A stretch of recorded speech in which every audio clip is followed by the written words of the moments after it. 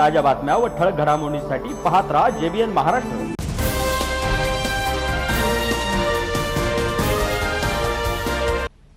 काही महिन्यांपूर्वी 80 लाख लाडक्या बहिणींना अपात्र करण्याचं काम सरकारच्या माध्यमातून झालं आणि गेल्या महिन्यामध्ये 12 लाख लाडक्या बहिणी अपात्र करण्यात आल्या। म्हणजे आता हा आकडा 92 लाख लाडक्या बहिणींना अपात्र करण्यापर्यंत पोहोचलेला आहे।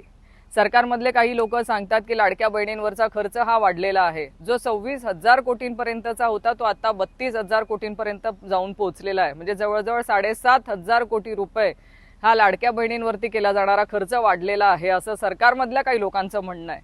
माझं देवाभाऊ आणि शिंदे भाऊंना एकच विचारणं आहे की तुम्हाला आता लाडक्या बहिणींवरचा खर्च दिसायला लागलाय का? तुम्हाला आता लाडक्या बहिणी जड वाटायला लागल्या आहेत का? जिथे तुम्ही लाडक्या बहिणींचे सगळे लाड पुरवतात, त्यांच्या सगळ्या हट्ट पुरवतात, तिथे महाराष्ट्रातल्या माझ्या लाडक्या बहिणींवरचा खर्च काढण्या इतपत किंवा आता त्यांच्यावरती होणारा खर्च हा तुम्हाला जड वाटायला लागलाय का?